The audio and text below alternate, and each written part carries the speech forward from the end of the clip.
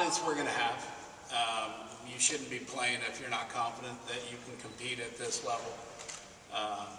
I'm going to miss a guy named Thomas Eshelman, who we had last year, who's probably one of the greatest pitchers in college baseball history. Not only our university, but all of college baseball, the way that he competed and threw strikes. But we have some guys that have been in an environment not similar to this. You can't play in an environment similar to this unless you've played at LSU or at Mississippi State before. There's just, you can't replicate it. But hopefully we can handle the situation right now. We're just looking at Louisiana Tech and all those home runs they've hit in the last couple weeks, and they're almost 90 stolen bases. And you know, we've got our focus on them, and we're going to go out and try to get acclimated with the field here and prepare ourselves for tomorrow. You talked about 1988, came in here and won. Is there anything you can tell your team for this year, or is it just totally different? It's totally different. We didn't have to play Mississippi State that year. I think we finished with Texas A&M. Unless it gets super, super hot in the next couple days. It was really hot then. And I can still remember playing them. Freddie Rising on the mound, who was a California kid for Texas A&M. Mike Ross hitting one pretty far to left field to win that game. But now there's nothing with it. I just told the guys that I'd been here once. Do not remember anything but the left field lounge. And I walked out and looked at it. It looks pretty much the same. So, you know, that's about all we can have. We'll go to the back. Hey, Coach, Chris Merge at KTV, in Monroe. Your number one guy, Connor Siepel, he tweaked his hamstring last week against Long Beach State. What's his status? Is he going to be able to throw against Louisiana Tech on tomorrow? He will not pitch tomorrow. Will not. He threw last night, and it felt better. He's at treatment right now. He's going to come long catch during practice, get a little treatment afterwards. He won't be available for tomorrow, but he will be available this weekend. That's about where I stand with him. You talked about Monday that you were hoping to get Tanner Pinkston back. What's his? Do you have an update on his status? Well, Tanner played twice last week. He dislocated his elbow 2 Sundays ago on a play at first base. It popped out, it popped back in. He played Thursday and Friday. Last weekend was too sore to play Sunday. We gave him 3 days off. He got an extra day this week. He looks okay. I'm going to watch him take BP again today and tomorrow, and he'll be a game time decision for us. Go back to the back again. You have your freshman, Colton Eastman, rather. He's pitched pretty well. Is he going to be the guy starting against Louisiana Tech tomorrow? No, he won't pitch tomorrow. He's pitched the last game of the series every week. He's pretty good. He's pretty good. Question down front.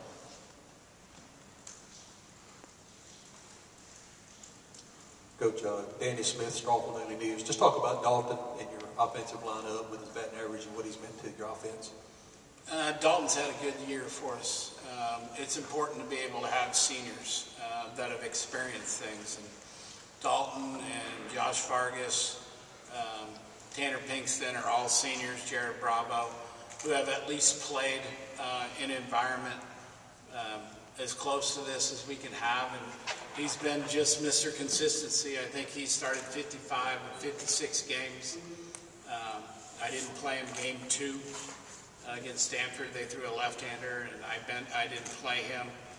And he's played every game since. He's just Mr. Consistency at the plate. He gives us a good, solid at-bat every time that he goes to the plate, and doesn't get himself out very much, which is a hard thing to do at this level with young men. And you know, he's led pretty good. He's had an exceptional year for us. And what does Pinkston bring to your lineup? Experience. I mean, he's a 4-year guy in our program. His freshman year, our club had a pretty good year. I think we won 50-some games and only lost 10. And so he got to watch the Michael Lorenzens and Carlos Lopez's and guys that we had that were really successful from a team standpoint, and he has really done a good job every year getting a little better, getting a little more mature. I told his mom on senior night, "You sent me a boy, I sent you home a man." And he's gone through some struggles. His father passed away during his sophomore year, and he's handled that pretty well, and that's hard for kids to do. And I like the way he's handled it, and I like the person he's became. He just graduated from college with 9 other of our guys. I don't think I've ever in my whole career had 9 guys in 1 year graduate, but he was one of them, and hopefully gets a chance to play after we're done here. We'll go front left. Logan Lowry, Daily Journal. Coach Dietrich was one of the leading candidates for Mississippi State's pitching coach job in the offseason. How much were you privy to during that process, and what did it mean to your team to have him back? Well, I mean, he's one of the best pitching coaches in the country. I mean, we've been pretty high every year with different guys.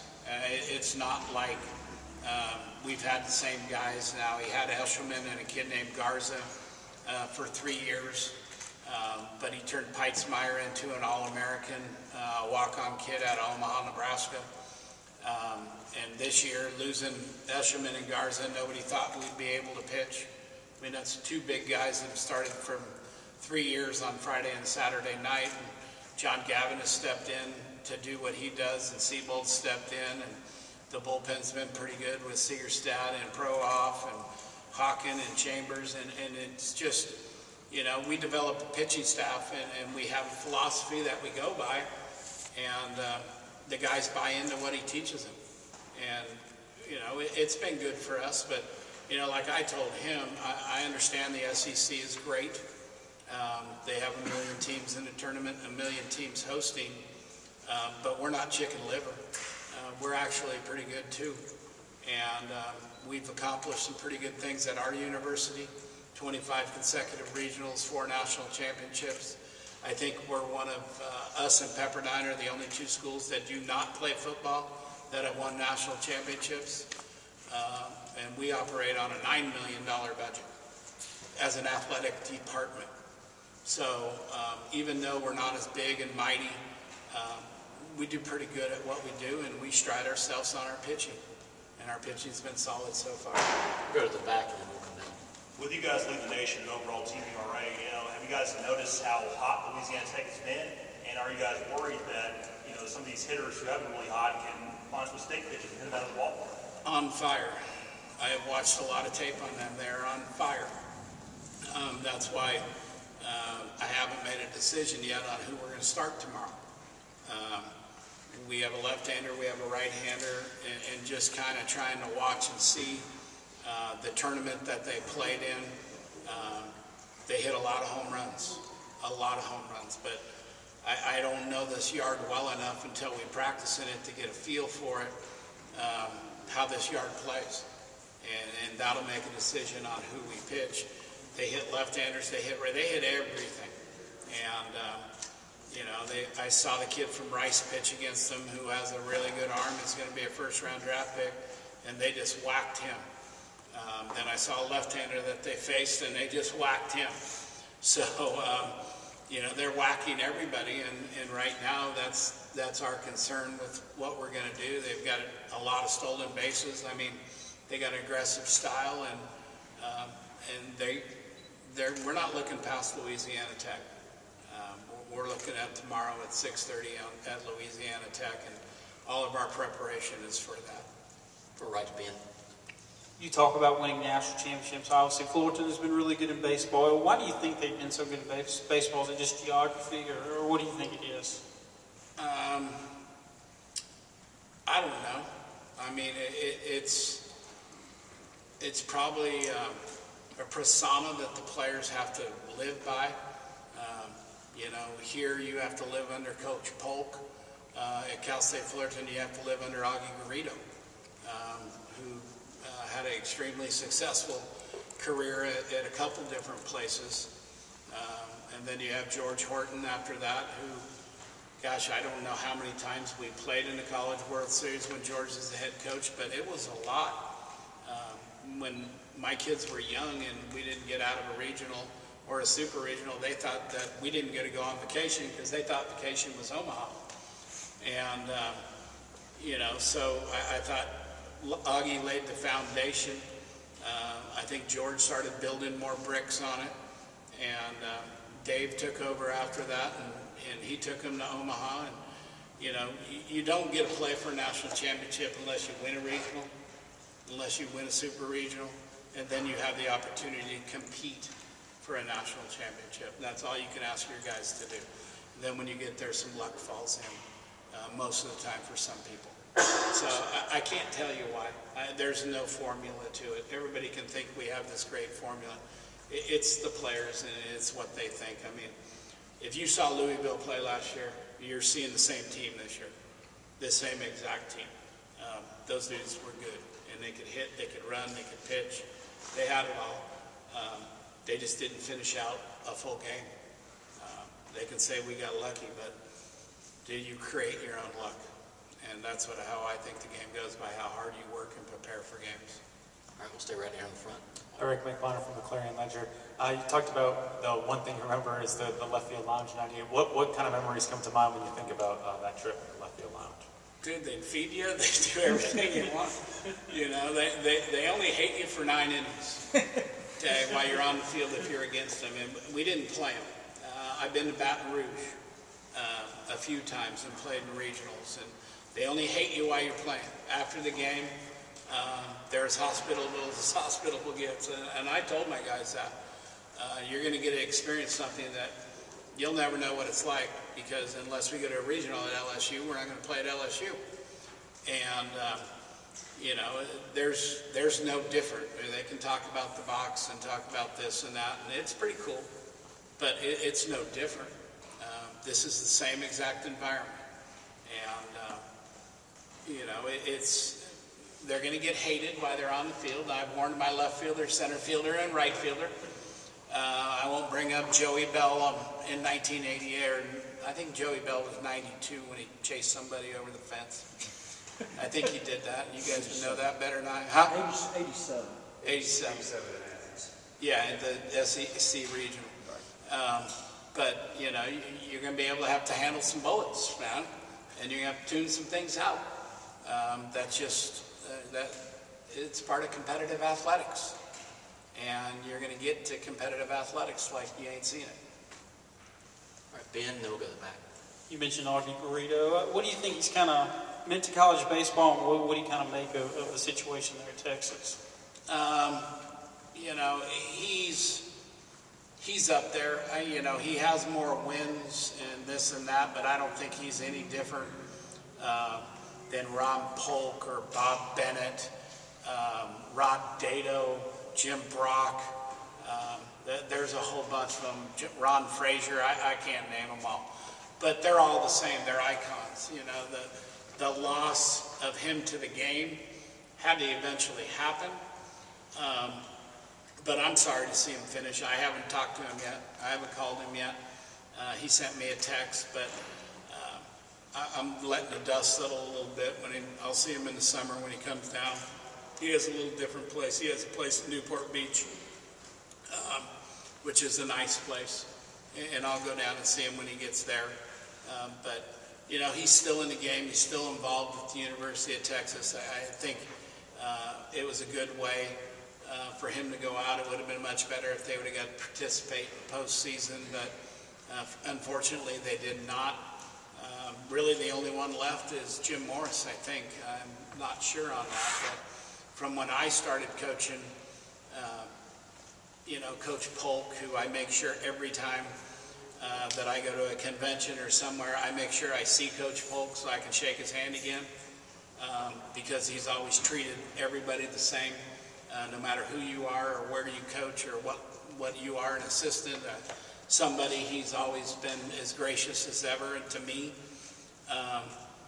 And Ron Frazier isn't with us anymore, or Rod Dato, but those guys, it's different.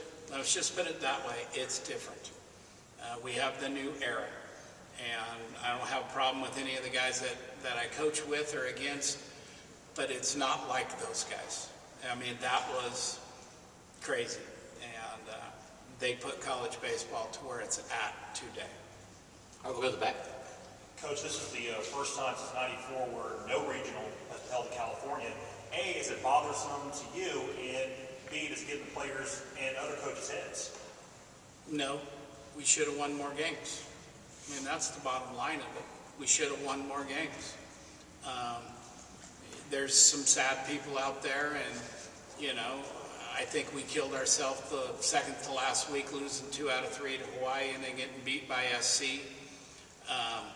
To have the opportunity to do that, you know, we redid our place just for the reason so we could play at home. We've played in a lot of regionals at our school. I do not know the exact numbers, but for the first, I don't know, I think 2001 is our first regional that we ever hosted. And I think we played in the regionals almost all of the 80s and all of the 90s on the road. So I just told our guys revert back what the old guys did before them. They all had to play on the road. Now, most of the time back in the old days, it was ASU or Fresno State. ASU was pretty much power back then. Fresno State had really good clubs. First time we went out of the area was '92 to Baton Rouge, and things turned out okay there. And we went back there again in '94, and things turned out pretty good then. So we just didn't win enough games. I mean, the Pac-12 was just a jumble. You know, whoever has to play Utah as a number 4 at 25 and 27, they're better than 25 and 27 because the Pac might have not won a ton of games, but the Pac is still pretty good, no matter if it's a bad year or not a bad year. You know, everybody has a little more pitching out there now. Who's ever going to run into St. Mary's, write the name down Burns, because you're going to know who he is, because he's going to come out and be pretty good. The kid at Gonzaga is going to be pretty good. So these are guys that nobody knows about that somebody's going to go, oh my gosh, and everybody has guys like that as we go through the postseason. I mean, it's just what it is, but I don't know. I don't think we were that deserving out there. I don't even think we were deserving for the way we finished. And we play a pretty good league. We play in a pitching league, but it's a pretty good league. And, you know, the last 2 years, the Big West has had 5 teams get postseason berths prior to this year, and 2 of those 5 ended up in Omaha. Those are pretty good odds. You know, we're not talking 7, 8, or 9. We're talking 5 in 2 years. UC Irvine went to Virginia or Oregon State a couple of years ago at the number 1 seed, and then we ended up last year at Louisville. You're looking at the same Louisville club besides Whiting. I mean, those guys, they're good. And that was a good environment, but it's 5,000. The best part about this is people at Mississippi State know baseball. I don't think the people in Louisville understand baseball as well as the people here. I think it's too new to them. Any other